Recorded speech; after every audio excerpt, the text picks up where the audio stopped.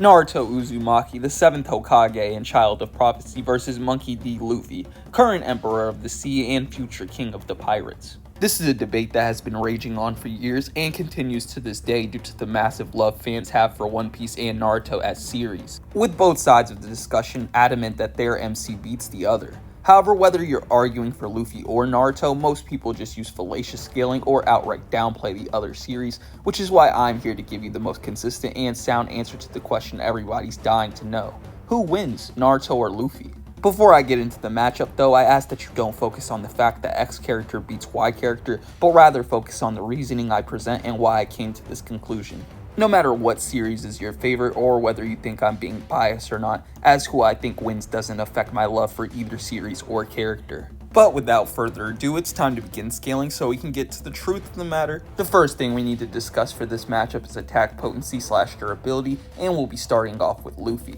Also, if it wasn't obvious by the thumbnail already, the version of Luffy being used for this matchup will be Gear 5 Luffy, as that's obviously the peak of his power and my versus battles are always in SBA format, which takes this into account. But before we talk about Luffy's AP, I want to clear up some huge misconceptions and debunk a couple dog shit arguments about Luffy's AP, starting with the fact that he somehow scales to Whitebeard, who is stated by Sengoku to have the power to destroy the world, which I'll elaborate on in a second, but first I need to explain why Gear 5 Luffy has 0 scaling to Whitebeard, as they don't fight any common opponents and there's 0 scaling chains that you can use to compare the two. Unless you think Kaido and all the other Yonko are relative in strength, which is never stated anywhere and only ever used as an argument through people taking the title of Yonko and its political status as well as collective military power out of context. And this argument is quickly contradicted by the fact that Kaido literally calls Big Mom pathetic compared to himself, as well as the fact that he doesn't have her in his top 5 while Shanks is. Plus the fact that Whitebeard is stated on several occasions to be the strongest pirate in the world when sustained on his meds, which would include Kaido, who fought the Gear 5 Luffy were scaling here. So now that we've cleared up the fact that Gear 5 Luffy and Kaido do not scale to Whitebeard in any way, we can now talk about why even if they did, it wouldn't matter, as Whitebeard is not planetary or star level like some people would have you believe. Starting with the most crucial fact of the Sengoku statement not being an indication of Whitebeard's AP, as this statement does not necessarily mean Whitebeard, if he chooses to, can just one-shot the One Piece planet, since this is purely hypothetical and speculation on Whitebeard's full capacity that has never been shown. Therefore, said hypothetical feat is impossible to scale, as it requires an insane amount of assumptions to get to the conclusion of Whitebeard being planetary. Also, Sengoku, when making the world-ending statement, most likely just means Whitebeard can go around the entire world sinking islands one by one, which is actually backed up by calcs of him creating country-level quakes. Which makes complete sense, as in the raw scans of the manga, Sengoku is using the term Sekai, which when translated to English just means world, society, or global, which again matches up with what I said before about Whitebeard easily having the ability to go island from island or country to country, leveling them with his fruit.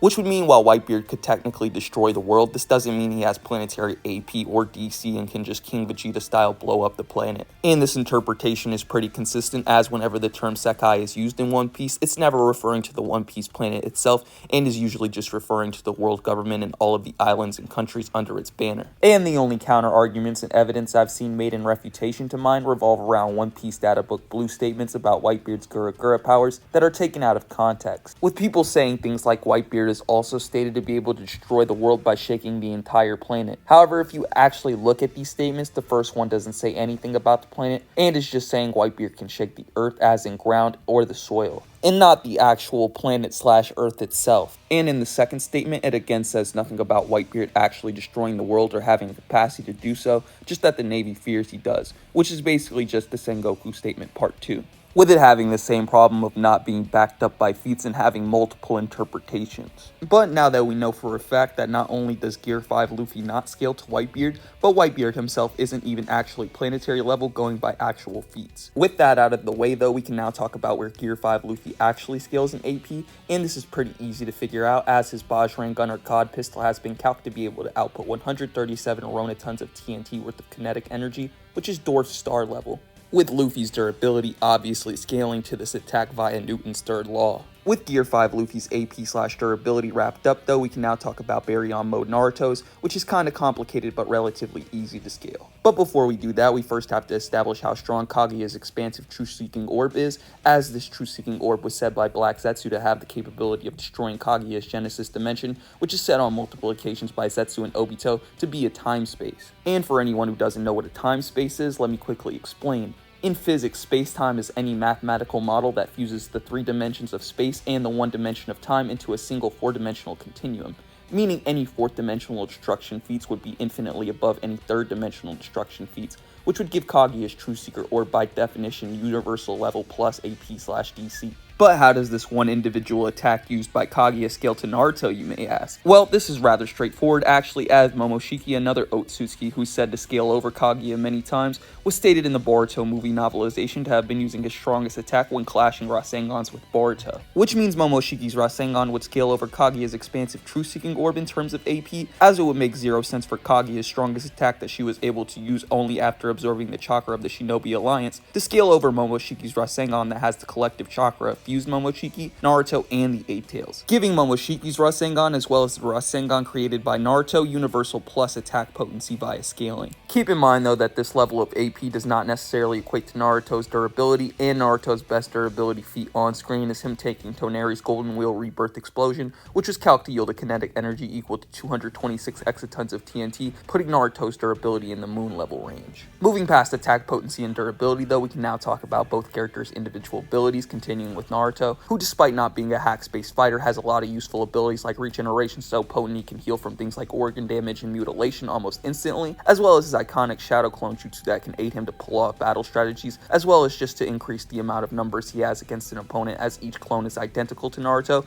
and possesses almost the same stats and abilities as him, aside from durability. And on top of all of these abilities, Naruto has his Rasen Shuriken, which is an enhanced wind-style version of the Rasengan that is not only super powerful in terms of DC, but also attacks an opponent on a cellular level, pretty much acting akin to a poison or cancer. Also, I almost forgot to mention Naruto's more underappreciated hacks that come along with Baryon mode, like its draining of an opponent's life force as well as its precognitive abilities that exceed that of a 6th-pass Sasuke's internal Mangekyo Sharingan. Skipping forward to Luffy and his abilities though, we first need to discuss his Devil Fruit, which has been revealed to be the human fruit model Sun God, which is responsible for his appearance in Gear 5 as well as for Luffy believing he ate the Gomu Gomu no Mi, as Nika in the past was known to have a body with the properties of rubber, which is the reason for all of Luffy's rubbery abilities like inflation, stretching, and blunt force immunity. Going back to Gear 5 though, in Gear 5th, Luffy can fight in any way he wants, much like a cartoon character, which is why it's called the most ridiculous power in the world. As with the 5th gear, anything is possible and Luffy can fight in any way he chooses,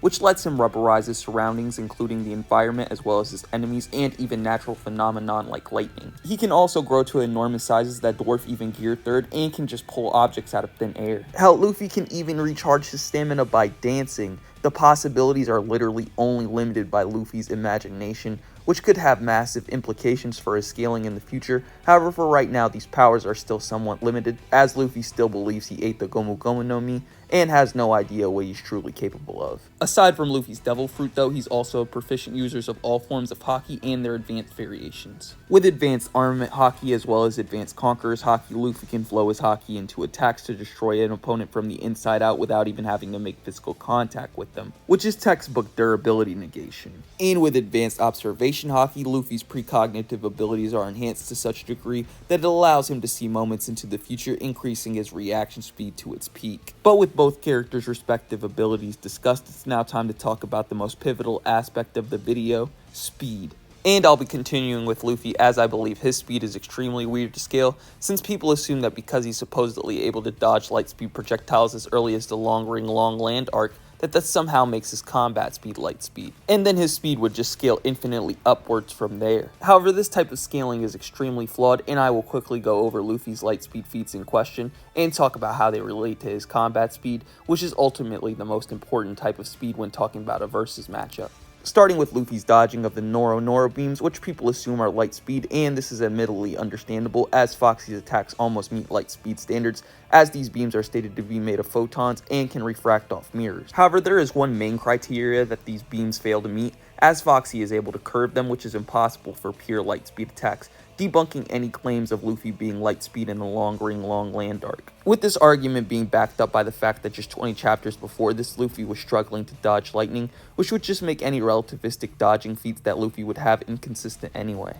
Moving on though, the next light speed feats we need to discuss involve Zoro, someone who scales to Luffy in speed, dodging Kuma's pad cannons, which are stated to move at light speed, and his evasion of Kuma's light beam, which have been calculated to be 4% the speed of light and 19% the speed of light respectively. However, these would be what we call reaction speed feats, as the key word here is Zoro dodged. And I can't even believe I'm having to explain this, but reaction speed is not equal to combat speed at all, and is almost always higher. To give an analogy on this, let's say someone throws a dodgeball at you and you're able to duck or weave to the side. Obviously, your evasive speed in reaction to the ball is faster than the ball before it reaches you, but this doesn't take into account distance the thrower is from you or the distance you move before the ball reaches you, which is extremely pivotal in calculating speed, as all the speed formula is distance traveled over time, hence terms like miles per hour. Therefore, it's extremely fallacious to assume dodging a projectile traveling at the speed of light automatically gives you light speed combat or reaction speed, which is the same problem I have with the multitude of people using Sabaody Calcs on pre-time skip Luffy and the Straw Hats,